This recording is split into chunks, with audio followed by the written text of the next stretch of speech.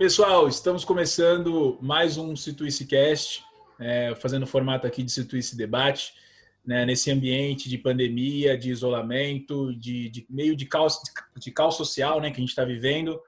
Todos nós aqui estamos vivendo essa situação. E nosso assunto de hoje, né, o assunto que vai ser debatido hoje, justamente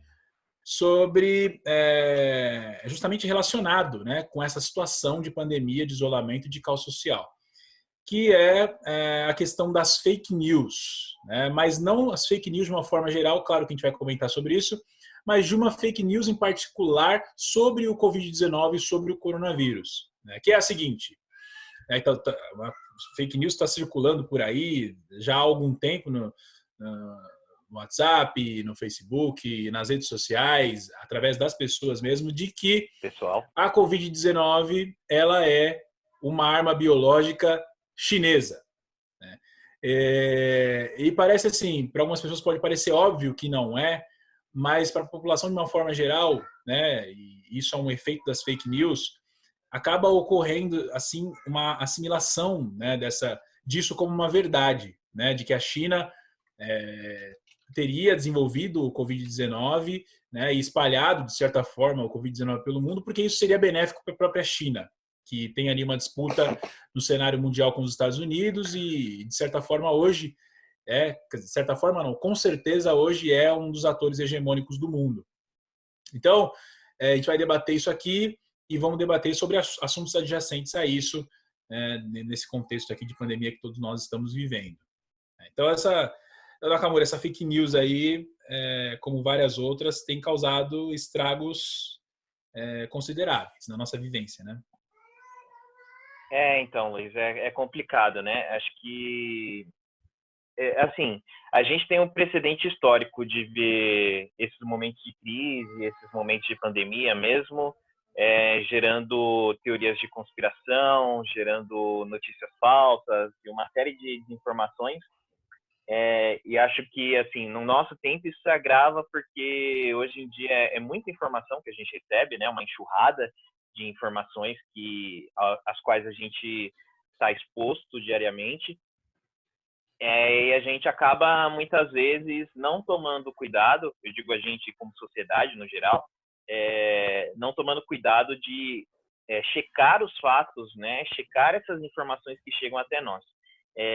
Se a gente começa a fazer isso, muitas vezes a gente começa a evitar esse tipo de notícia que não faz sentido, porque a gente começa a perceber que realmente, olhando para os fatos, não há lógica, né? Então, existe essa vertente principal que diz aí que a China fabricou o Covid-19 para trazer um cenário de instabilidade econômica e, assim, fortalecer a sua própria economia, mas a gente percebe que, na prática, não é isso que está acontecendo, né?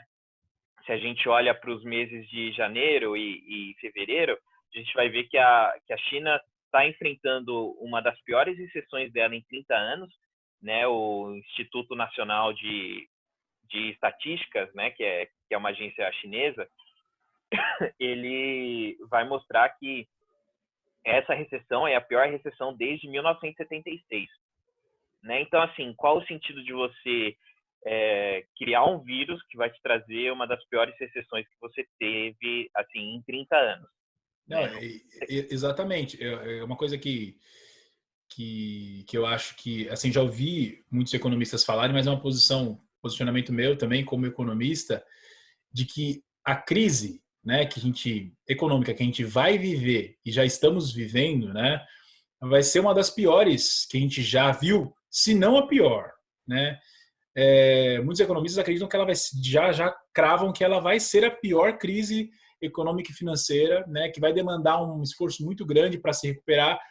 E na minha visão, né, isso entra dentro daquele escopo das crises, né, cíclicas do sistema capitalista, que elas acontecem. Então, a crise já estava sendo construída, né, Exato. e o coronavírus ele sacramentou isso, porque o coronavírus deu tipo um freio na economia de uma forma geral, gerou aquelas expectativas negativas que a gente sabe que regram, né, os mercados, as bolsas e tudo mais.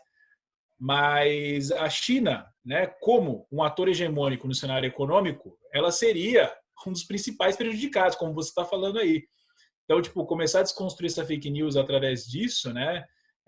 Começando, né? Já fica muito claro que não faz sentido nenhum a China, faria sentido nenhum, né? Tipo, absurdo a China tentar, através de alguma arma biológica, causar caos no mundo e tal. Tem muito aquele discurso, né, de que a China está comprando empresas e besteira total, assim, tipo, Não, são coisas e para é tipo, mais uma disputa política, mas que exato. né, eu, assim, na minha visão, está sendo perpetrada também por atores importantes de destaque, como por exemplo Donald Trump. Donald Trump ele chama o coronavírus de vírus chinês, né, e Exato. ele coloca, né, tipo, é, vamos dizer assim, não diretamente, mas indiretamente alguma culpa na China. E essa fala dele reforça essas fake news aí, é, de certa forma reforça as fake news, né? Sim, é interessante isso que você falou, que teve uma notícia que saiu na Al Jazeera, se eu não me engano. Foi na Al Jazeera ou foi na BBC? Mostrando uma foto do discurso do Trump da semana passada. E assim, no discurso está escrito no texto, né? Covid-19. E aí tem o risco, e em cima desse risco está escrito vírus chinês. Porque assim, ele faz propositalmente para fazer essa associação da pandemia que a gente tem agora ao governo chinês. Agora, é meio claro que a gente pode ver, é interessante a gente observar que eu não lembro agora o nome do político, mas teve alguns políticos do Partido Comunista Chinês que no começo do mês começaram a acusar os Estados Unidos de terem começado essa pandemia dentro de Wuhan, né? E teve também um general iraniano Sim, teve mesmo. que acho que foi essa semana, foi na semana passada, que ele também acusou os Estados Unidos de ter fabricado o Covid-19 como arma biológica e colocado no Irã para destabilizar o país. Então, assim, a gente percebe que, às vezes, essas fake news, elas vêm, né, dos dois lados. Só que, assim, obviamente, como nós estamos no Ocidente, o que mais força aqui, né, o que tem mais força aqui é a imagem da China como uma vilã, é a imagem do Xi Jinping fazendo uma conspiração para conseguir dominar o mundo, mas, assim, voltando ainda na questão econômica, não faz sentido algum, né? Não só pela questão interna, mas pelo cenário de interdependência econômica que a gente tem Não, hoje. exato, exatamente. Tipo, não faz sentido porque a China, né? O que o pessoal precisa entender, né? A vilania da China não se aplica economicamente porque a China não só é o motor econômico do mundo hoje, mas é ela quem puxa a economia brasileira, de certa forma, né. A China compra do Exato, Brasil a rodo. Na verdade, a crise de exato. 2008, o Brasil só saiu da crise de 2008 com efeitos menos drásticos, vamos dizer assim, comparado com a Europa e com os Estados Unidos, porque a China puxou o bonde. E, na verdade, ela puxou o bonde do mundo todo. Então, assim, essa questão ideológica, né, ela acaba esbarrando na própria percepção da realidade econômica na qual você está inserido. Nós, como Exato. brasileiros, a gente tem que entender, e claro, né, quem está no poder, por exemplo, tem que entender que a China é um parceiro comercial do Brasil que tem que ser preservado, tem que ser respeitado, né? Sob Sim, pena da gente se ferrar de uma forma muito complicada. Com aquela crise diplomática ridícula causada pelo filho do Bolsonaro, Eduardo Bolsonaro, né? Com a embaixada chinesa, né? A embaixada da China aqui no Brasil, que teve uma repercussão depois que o ministro das Relações Exteriores, irresponsavelmente, pediu retratação, né, da China para o Eduardo Bolsonaro.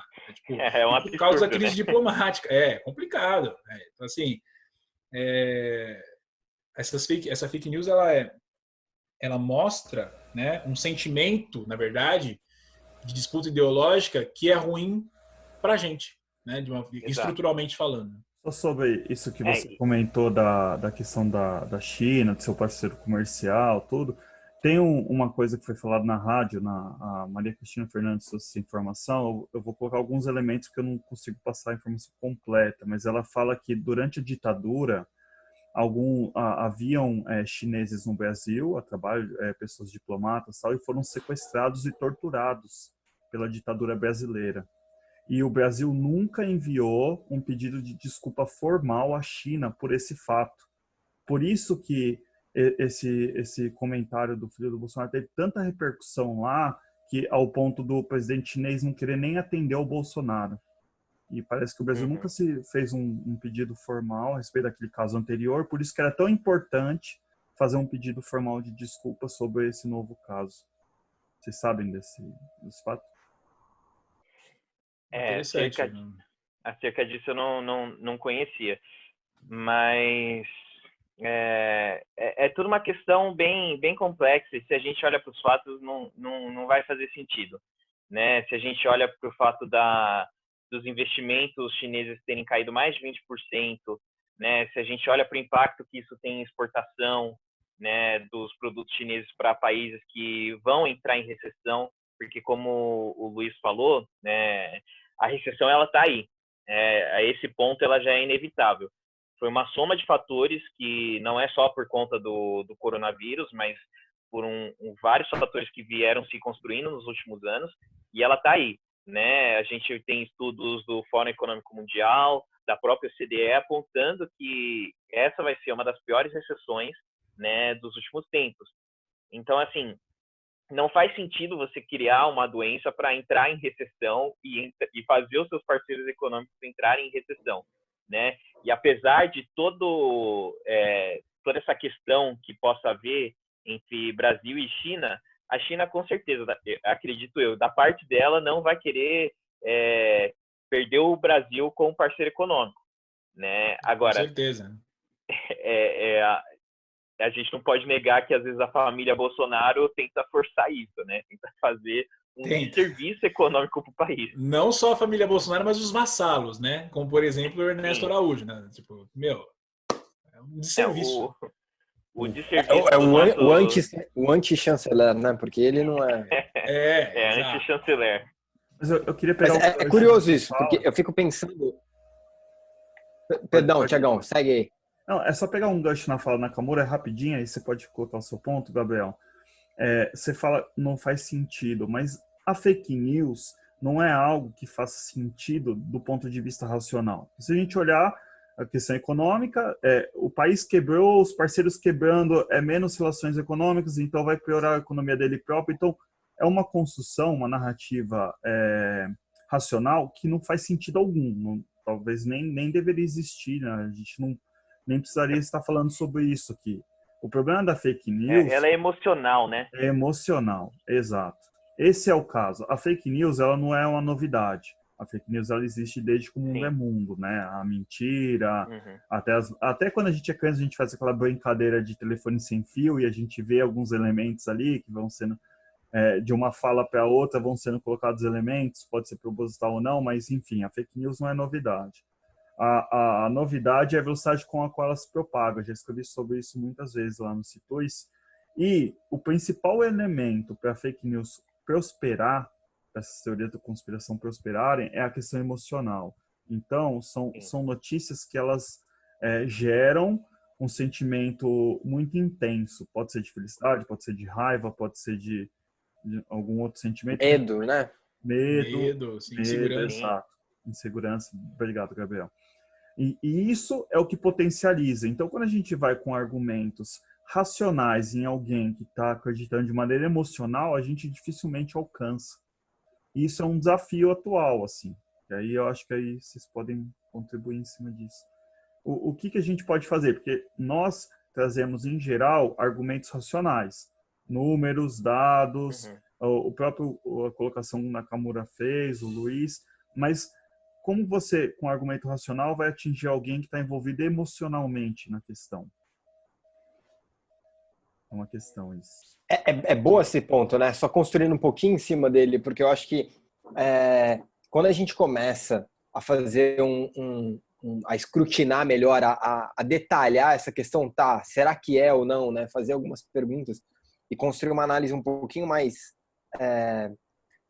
aprofundada só, né? De sair dessa superfície.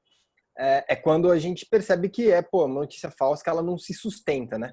Mas que num primeiro momento, ela além desse gatilho emocional, ela tem um gatilho de... a gente não está falando assim, uma arma alienígena que foi colocada que podia trazer medo, emoção e tudo mais. Ela tem um panorama ali que a princípio as pessoas podem falar assim, não, é a China e tal. Acho que tem uma narrativa já de um senso comum que ajuda a ter esse viés dessa emoção ali que está sendo trazida, né, assim, desse apelo emocional da fake news, mas também de um sentido, né, preliminar ali, as pessoas acharem que aquilo num primeiro momento é verdade. Ele é meio pseudo-factual, né? Ele parece que está embasado em fatos, mas quando você começa a olhar melhor aqueles fatos nos quais ele diz estar baseado, você começa a perceber que eles não são fatos, né?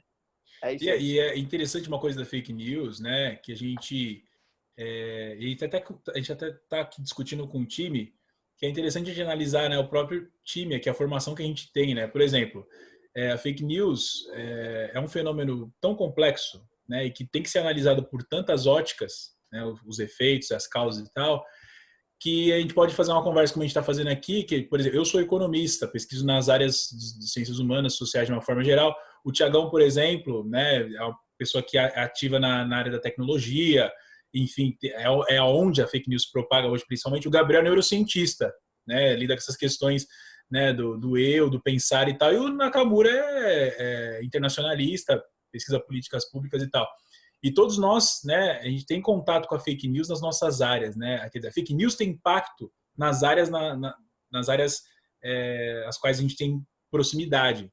Então, ela tem um impacto real hoje, né? Seja na economia, seja no eu, no humano, no pensar, seja no internacional, né, na relação entre países, seja no meio pelo qual ela se propaga, que é a tecnologia. Então, só para a gente pensar como a fake news hoje ela é um tema tipo importante, é um tema que tem impacto real, assim. E é necessário sempre reforçar que essas fake news elas têm, né, um panorama, tem um pano de fundo político, né? Todas elas têm um plano de fundo político e elas têm impacto às vezes indireto, mas muitas vezes indireto também na vida das pessoas.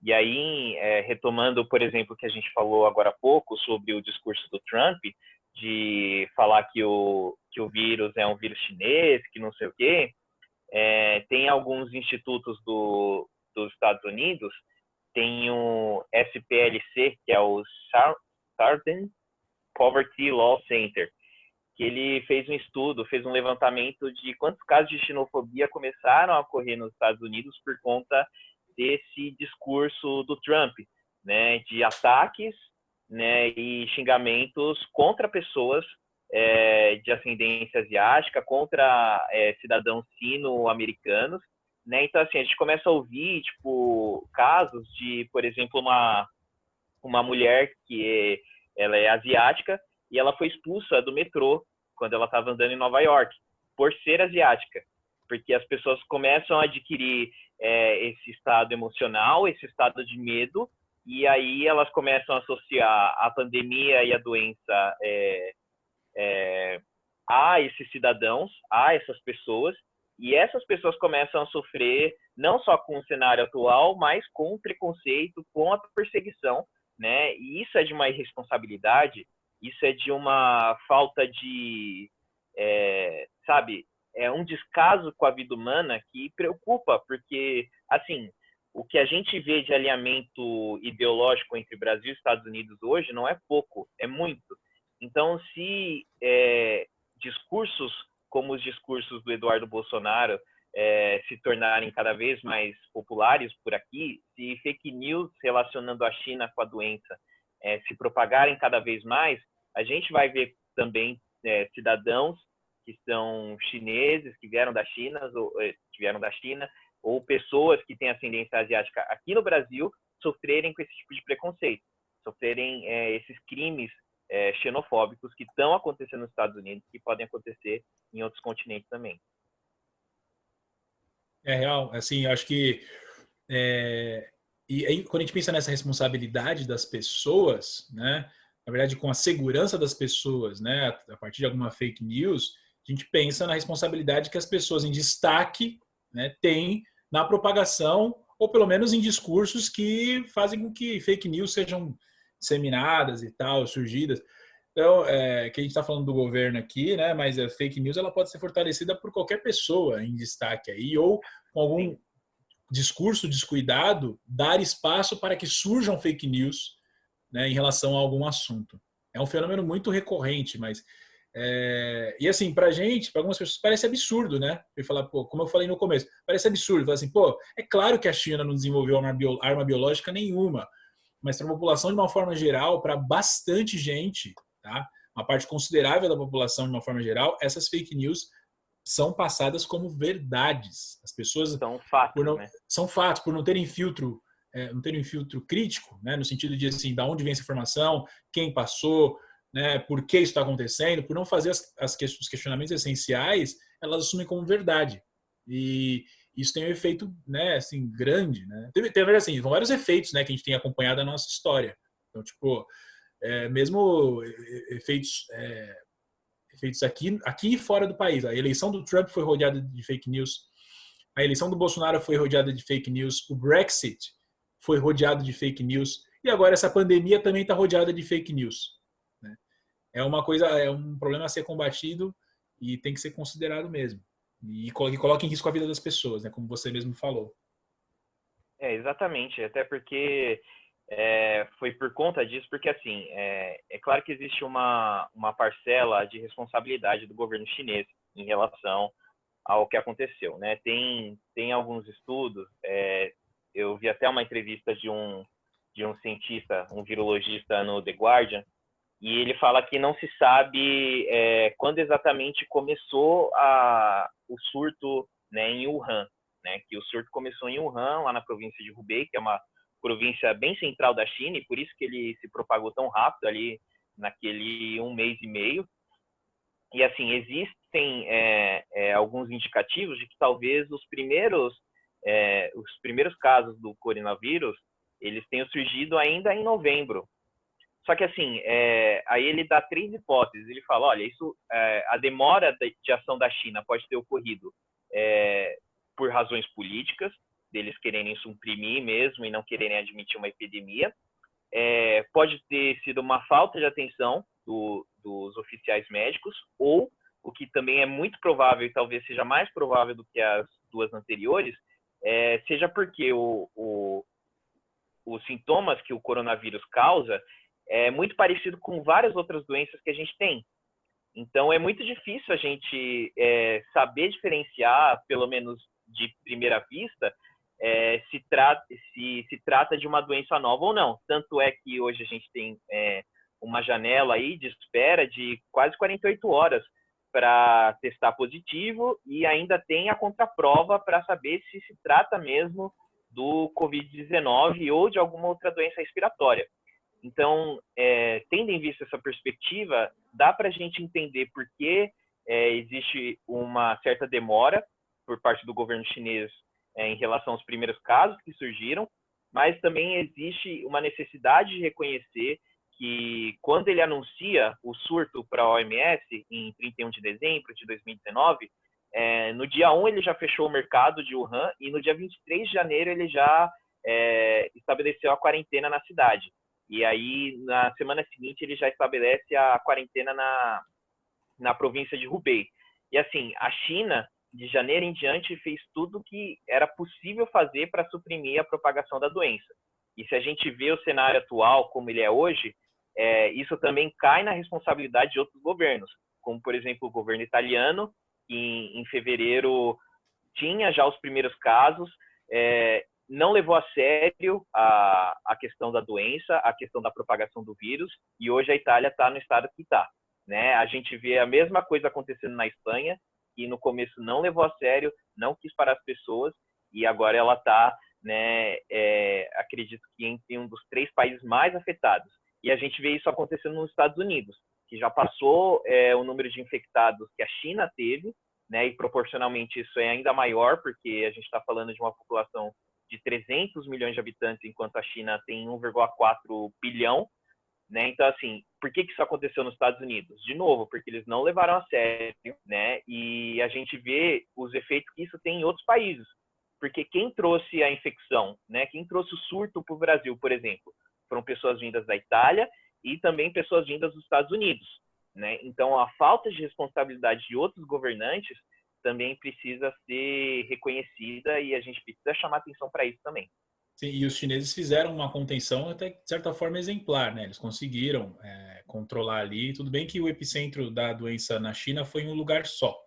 Nos Estados Sim. Unidos são em 3 lugares, né? É em 3 lugares. Exato. Mas uma coisa sobre essa fake news de que a China fez arma biológica, uma coisa que é interessante, que eu já ouvi que o pessoal fala muito quando entra esse assunto, é que a China, além de estar comprando empresas com essa crise e tal, ela também está comprando petróleo a preço barato, né? Tipo, como se a queda do preço do petróleo tivesse alguma coisa a ver, né, com o Covid-19. Que assim, foram duas coisas que aconteceram juntas.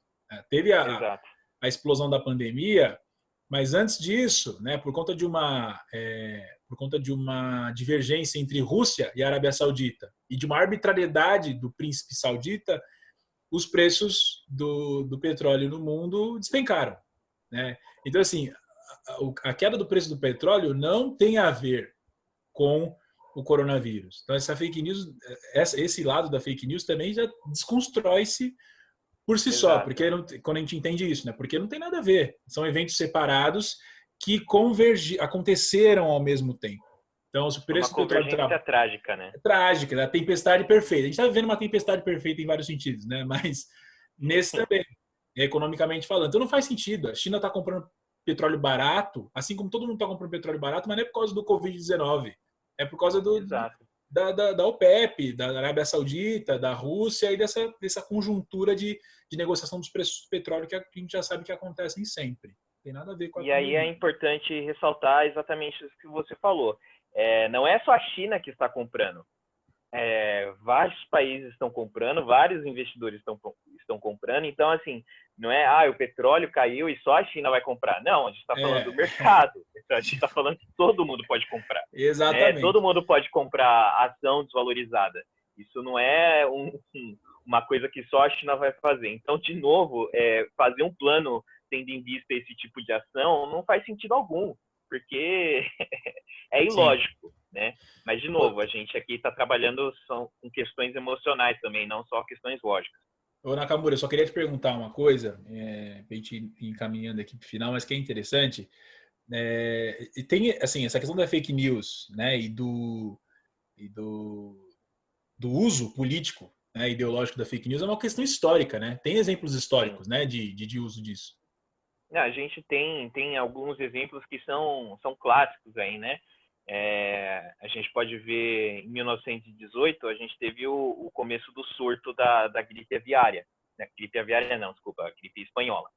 E a gente estava num contexto bem complexo ali, talvez até tão mais complexo quanto o nosso, né? Porque a gente estava num período de Primeira Guerra, desculpa. A gente estava no período da Primeira Guerra Mundial, né? O mundo estava um caos. Isso, inclusive, ajudou na propagação da doença através do mundo, porque você tinha uma movimentação de tropas muito grande naquele ano, né? E, assim, é uma doença que os especialistas apontam ter infectado quase metade do mundo naquela época, né? Metade da população mundial, e que matou, segundo as estimativas, aproximadamente 100 milhões de pessoas, né? Então, assim, na época, o que aconteceu? A gente estava num contexto de guerra e tinha as armas químicas que foram usadas e as pessoas começaram a achar que quem tinha feito a gripe espanhola, fabricado a gripe espanhola, tinham sido os alemães com o intuito de tentar ganhar a guerra. A gente sabe hoje que o que aconteceu foi que a gripe espanhola começou nos Estados Unidos, né, no Kansas, e foi um porco que estava infectado com uma cepa do influenza vírus que infectou um ser humano, né? E a partir daí essa propagação foi aumentando e aumentando cada vez mais. A mesma coisa a gente pode ver no século XIV quando a gente fala da peste negra, né? Foi uma doença que matou metade da Europa, gerou um caos absoluto, um caos estrutural, um caos social que acho que eles não tinham visto em séculos, né? E isso também gerou algumas fake news, como, por exemplo, eles acharem que era uma estratégia, uma arma do Império Otomano, né? A gente sabe que se trata de uma infecção, né, de pulgas que estavam infectadas com uma bactéria específica da peste bubônica, e essas pulgas passaram essas doenças para os ratos.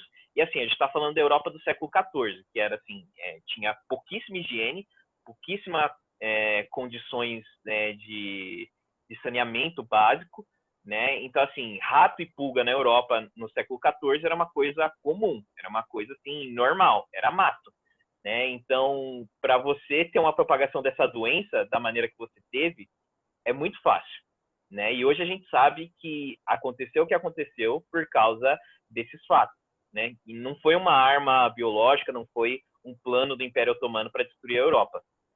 Da mesma forma, é o que a gente vê hoje, né? As estimativas que a gente tem é que o coronavírus surgiu de Wuhan, surgiu do mercado de animais silvestres que existe lá, né? E que ele provavelmente foi propagado de morcegos e pangolins, porque os cientistas estudaram os coronavírus que existem nos pangolins. Os pangolins são os bichinhos, são os mamíferos bem pequenos, assim, que estão, inclusive, em estado de extinção. E existem várias similaridades entre os vírus que encontraram nos pangolins e as cepas do coronavírus que encontraram nos seres humanos. Então, assim, são várias provas que a gente vai vendo, não só da questão histórica, não só da questão econômica, mas da questão científica também, que mostram que o coronavírus surgiu de forma natural, né? Assim, ele surgiu da natureza. Foi uma convergência trágica com o momento em que a gente vive, né? Foi uma convergência trágica com a queda do petróleo, com a guerra comercial que a gente teve há uns meses atrás entre China e Estados Unidos, com os tempos de instabilidade pelos quais a gente tem passado, né? E acho que o que a gente está conversando aqui hoje é realmente para trazer luz sobre essas questões, para tentar trazer um esclarecimento, uma reflexão sobre isso, porque achar que se trata de um plano maléfico da China pode acarretar um pânico desnecessário, pode acarretar um medo desnecessário, né, crimes de xenofobia contra pessoas que não têm nada a ver com essa questão, e isso, querendo ou não, só prejudica a nossa própria vida. Perfeito. Então, fake news devidamente refutada, né? E a gente tem que tomar cuidado, né? Enfim, fica aqui o conselho final, que já está estourando o nosso tempo aqui, para tomar cuidado com as fake news, né? A gente está num momento complicado de caos social, de tensão e insegurança, e a gente tem que tomar cuidado com a propagação de fake news, porque, como o Nakamura falou aqui várias vezes, tem efeitos práticos, né, complicados e até mesmo de segurança de pessoas que não têm nada a ver com a origem do vírus, né? Pessoas que sofrem com o vírus tanto quanto a gente, enfim, como é o caso dos chineses, que foram os primeiros afetados pelo vírus e tal.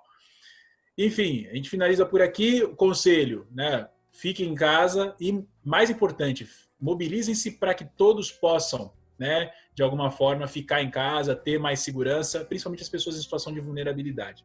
Então, agradeço aqui o Nakamura, o Gabriel, o Thiagão, e a gente finaliza por aqui e até o próximo Situicecast. Tamo junto, gente. Muito obrigado. Dentro do possível, fiquem em casa e se cuidem. Nos vemos em breve. Valeu, até a próxima. Valeu, galera. Até a próxima e sigam a gente nas redes, continuem verificando, mandem feedbacks do episódio, mandem feedbacks dos posts e sigamos.